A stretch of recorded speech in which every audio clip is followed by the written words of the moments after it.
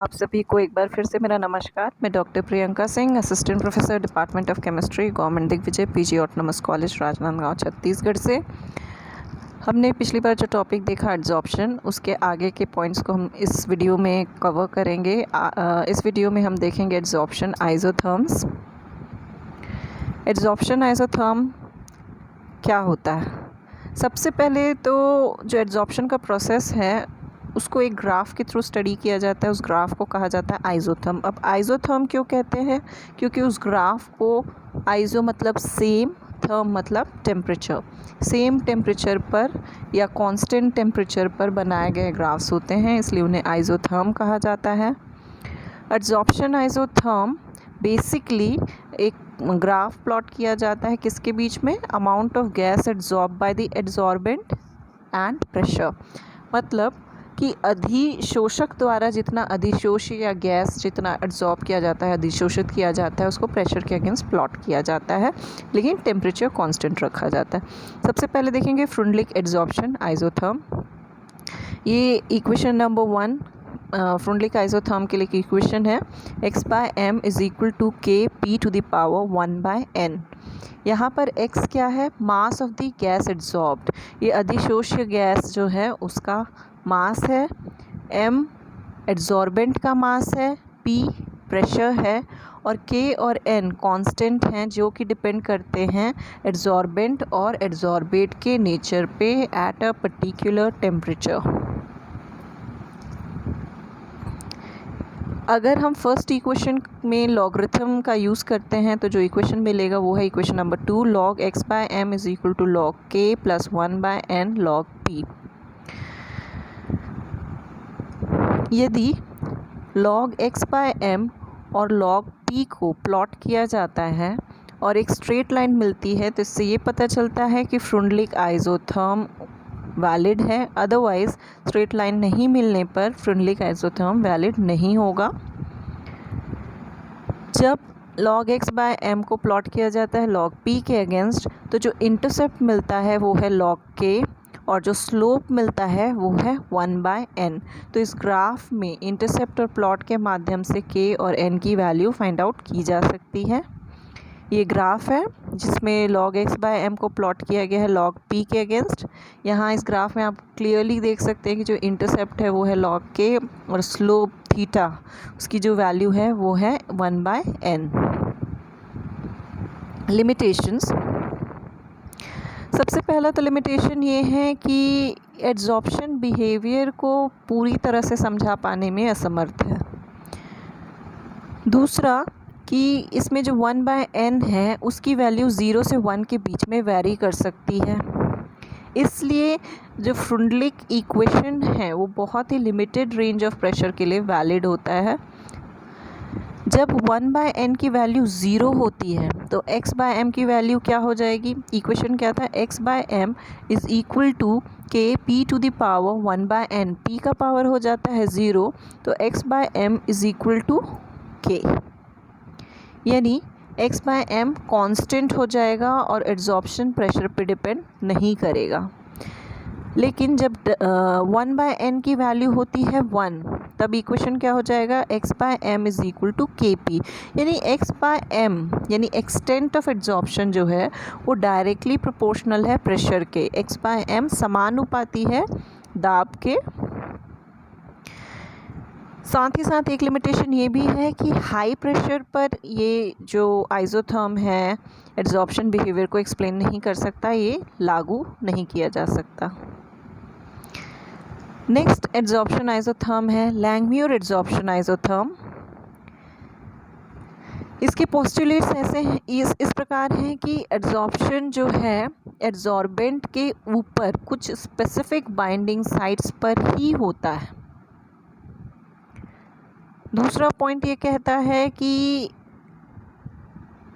Adsorbent पर जो adsorption sites पाए जा रहे हैं वे सारे के सारे आइडेंटिकल होते हैं, एक समान होते हैं।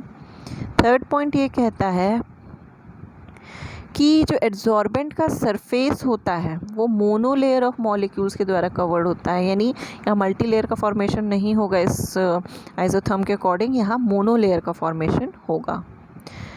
There is no interaction between the adsorb molecules on the adsorbent surface, यानी एड्जॉर्बेट और एड्जॉर्बेंट के सरफेस के बीच में किसी भी प्रकार का इंटरेक्शन देखने को नहीं मिलेगा। हम लैंगम्यूर एड्जॉर्प्शन को इस इक्वेशन के थ्रू रिप्रेजेंट कर सकते हैं। Ag जो है gas molecule, adsorbate gas molecule, plus S adsorbent का सरफेस है, ये उस पे मौजूद एड्जॉर्प्शन साइट को डिनोट करता है S। तो जब एड्जॉर्बेट एड्जॉर्प्शन साइट के साथ बाइंड होगा तब क्या होगा, एड्जॉर्प्शन का प्रोसेस होगा। अब इस इक्वेशन में यदि हम माने कि रेट ऑफ फॉरवर्ड रिएक्शन और rate of backward reaction KF और KB हैं, तो जो fraction of the adsorption sites occupied, मतलब एड्जॉर्प्शन साइट्स हैं उनमें से कितने एड्जॉर्प्शन साइट्स ऑक्यूपाइड है, भरे हुए हैं, उसको यदि हम थीटा से रिप्रेजेंट करते हैं तो रेट ऑफ फॉरवर्ड रिएक्शन क्या होगा। रेट ऑफ फॉरवर्ड रिएक्शन, देखिए एड्जॉर्प्शन अब किस साइड पे होगा, उसी साइड पे होगा जो भरे हुए नहीं है। यदि भरा हुआ फ्रैक्शन है थीटा तो टोटल फ्रैक्शन क्या होगा, 1, टोटल होगा 1, उसमें से भरे हुए फ्रैक्शन को माइनस कर देते हैं थीटा, तो खाली एड्जॉर्प्शन साइड्स का फ्रैक्शन मिल जाएगा 1 माइनस थीटा। तो अब एड्जॉर्प्शन किस पे डिपेंड करता है, खाली एड्जॉर्प्शन साइड के फ्रैक्शन पे, यानी 1 माइनस थीटा पे डिपेंडेंट है और प्रेशर पे डिपेंडेंट है। तो रेट ऑफ फॉरवर्ड रिएक्शन क्या हो जाएगा, RF is equal to KF into 1 minus theta into pressure. और वहीं रेट ऑफ बैकवर्ड रिएक्शन यानी डीसॉर्प्शन की बात हो रही है, जो एड्जॉर्बेट है एड्जॉर्प्शन साइड्स को छोड़ करके हट जाएगा, तो ये प्रोसेस कहाँ पे होगी, वहीं पे होगी, उसी फ्रैक्शन में होगी जो पहले से ऑक्यूपाइड फ्रैक्शंस हैं, यानी थीटा के प्रोपोर्शनल है ये। तो क्या हो जाएगा rate, RB is equal to KB theta.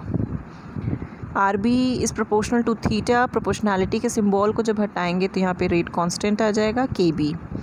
अब इक्विलिब्रियम साम्यावस्था में क्या होगा, रेट ऑफ फॉरवर्ड रिएक्शन और रेट ऑफ बैकवर्ड रिएक्शन, यानी ये दोनों ही रेट एक समान होंगे। इक्वेशन नंबर 5 में आप देख सकते हैं, यानी KF 1 minus theta into P is equal to KB into theta. जब इसको फर्दर सॉल्व किया जाएगा, आगे बढ़ाया जाएगा, तब आपको क्या मिलेगा, KF upon KB is equal to K equilibrium constant is equal to theta upon 1 minus theta P, equation number 6। Equation को रीअरेंज करने पे आपको क्या मिलेगा, theta is equal to 1 minus theta into KP। अब थीटा की वैल्यू जब calculate की जाएगी इस इक्वेशन से तो क्या निकलेगा, theta is equal to KP upon 1 plus KP, equation number 8। अब यहाँ पर थीटा क्या है, थीटा है V अपॉन V मोन, MON, यानी V जो है एड्जॉर्बेट का टोटल वॉल्यूम है स्टैंडर्ड टेम्परेचर प्रेशर पे, और VMON यानी V मोनोलेयर, ये रिप्रेजेंट करता है वॉल्यूम मोनोलेयर के लिए। एड्जॉर्बेट की कितनी मात्रा की आवश्यकता है मोनोलेयर बनाने के लिए, उस वॉल्यूम को रिप्रेजेंट करता है V monolayer. V total adsorbate के वॉल्यूम को रिप्रेजेंट करता है। इस थीटा की वैल्यू को इक्वेशन नंबर 8 में जब पुट करेंगे तो हमें क्या मिलेगा, V monolayer upon V is equal to 1 plus KP upon KP, equation number 10। फिर उसको फाइनली रीअरेंज करेंगे, सॉल्व करने पे मिलेगा हमें 1 by V is equal to 1 by V monolayer plus 1 by KV monolayer into 1 by P।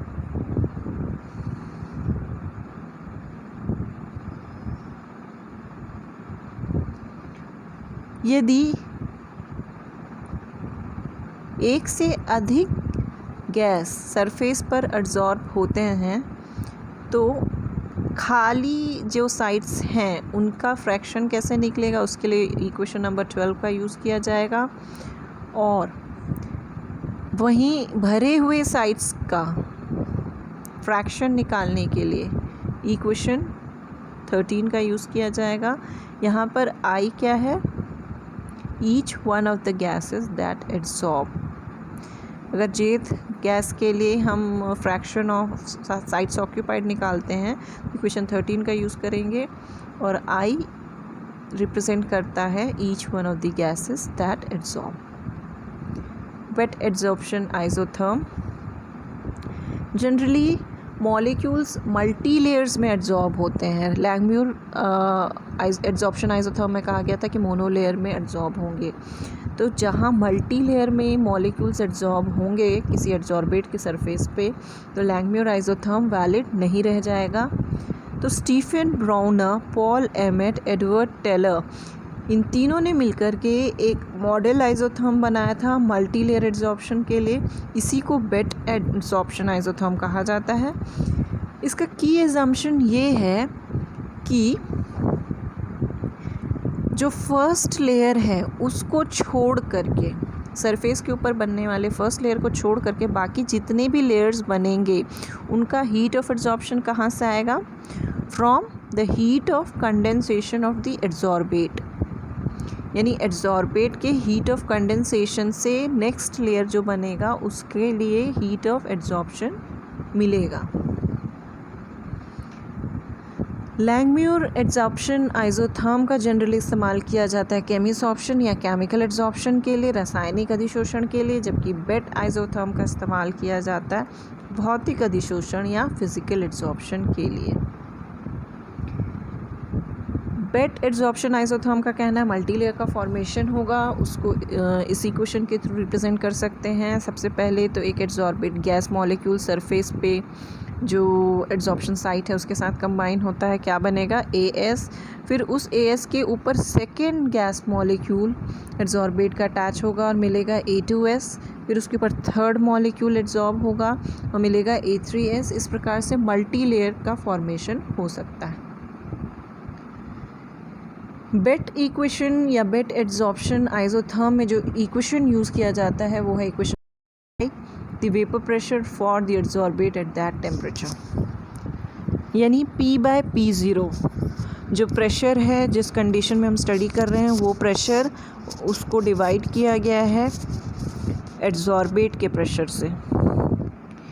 V है standard temperature pressure volume STP volume of the adsorbed adsorbate. Adsorbate का volume है और V monolayer ये adsorbate का volume है जिसकी ज़रूरत है मोनोलेयर फॉर्म करने के लिए. ये हमने लैंगम्यूर एड्जॉर्प्शन आइसोथर्म में भी देखा था. C क्या है? C इक्विलिब्रियम कांस्टेंट K है जिसका कि लैंगम्यूर आइसोथर्म में यूज़ किया गया था. उसको मल्टीप्लाई जब किया जाता है एड्जॉर्बेट के वेपर प्रेशर से तो हमें मिलता है C. ये ग्राफ है. इस ग्राफ को आप ध्यान से देखेंगे तो यहाँ पर जो ब्लू कलर का लाइन है वो लैंगम्यूर एड्जॉर्प्शन आइसोथर्म को रिप्रेजेंट कर